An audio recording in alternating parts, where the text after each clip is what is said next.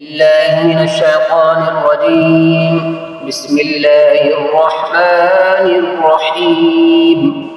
قل إن كانت لكم الدار الآخرة عند الله خالصة من دون الناس فتمنوا الموت إن كنتم صادقين.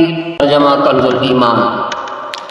تم فرماؤ اگر پچھلا گھر اللہ کے نزدیک خالص تمہارے لیے ہو نہ اوروں کے لیے تو بھلا موت کی آرزو تو کرو اگر سچے ہو.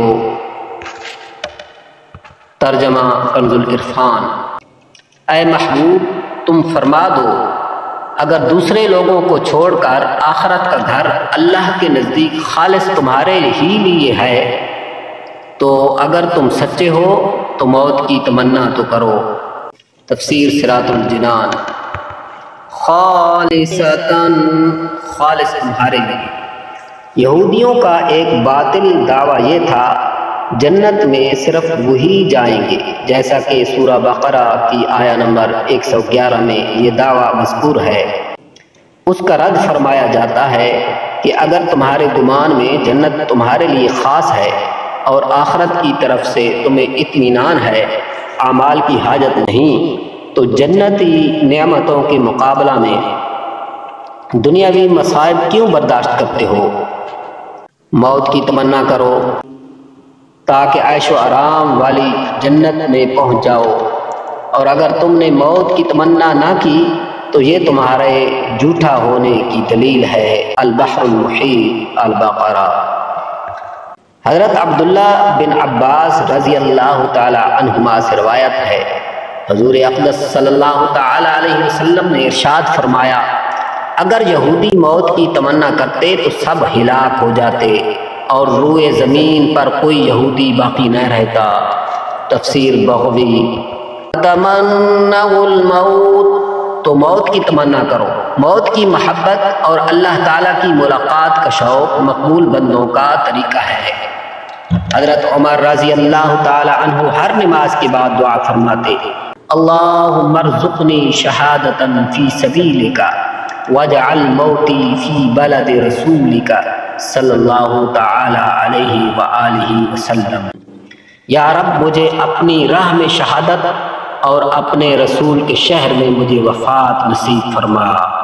عمومی طور پر تمام اکابر صحابہ اور بالخصوص شہدائے بدر و احد و اصحاب بیت رضوان رضی اللہ تعالی عنہم راہ خدا میں موت سے محبت رکھتے تھے.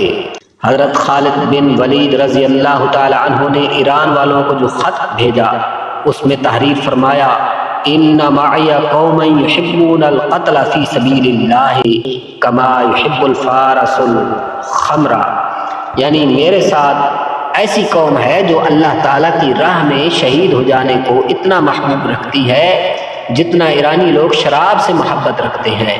معجم الکبیر. ایک دوسری روایت میں ہے کہ اس طرح کا خط حضرت سعد بن ابی وقاص رضی اللہ تعالی عنہ نے ایرانی لشکر کے سپہ سالار رستم بن فرخزاد کے پاس بھیجا اور اس میں تحریر فرمایا تھا کہ ان معی قوما یحبون الموت کما یحب الفارس الخمر، یعنی میرے ساتھ ایسی قوم ہے جو موت کو اتنا محبوب رکھتی ہے جتنا عجمی شراب کو مرغوب رکھتے ہیں. تفسیر عزیزی. اس میں لطیف اشارہ تھا کہ شراب کی ناقص مستی کو محبت دنیا کے دیوانے پسند کرتے ہیں اور اللہ والے موت کو محبوب حقیقی کے وصال کا ذریعہ سمجھ کر محبوب جانتے ہیں. خلاصہ کلام یہ ہے کہ اہل ایمان آخرت کی رغبت رکھتے ہیں اور اگر لمبی عمر کی تمنا بھی کریں تو وہ اس لیے ہوتی ہے کہ نیکیاں کرنے کے لیے کچھ اور عرصہ مل جائے جس سے آخرت کے لیے ذخیرہ سعادت زیادہ کر سکیں، اور اگر گزشتہ زندگی میں گناہ ہوئے ہیں تو ان سے توبہ و استغفار کر لیں، اور دنیاوی مصائب سے تنگ آ کر وہ کبھی موت کی تمنا نہیں کرتے. حضرت انس بن مالک رضی اللہ تعالی عنہ سے روایت ہے رسول کریم صلی اللہ تعالی علیہ وآلہ وسلم نے ارشاد فرمایا کوئی دنیاوی مصیبت سے پریشان ہو کر موت کی تمنا نہ کرے، اور اگر موت کی تمنا کرنے کے سوا کوئی چارہ نہ ہو تو یوں دعا کرے: اے اللہ، جب تک زندہ رہنا میرے لیے بہتر ہے اس وقت تک مجھے زندہ رکھ، اور جب میرے لیے وفات بہتر ہو اس وقت مجھے وفات دے دے۔ بخاری کتاب المردہ۔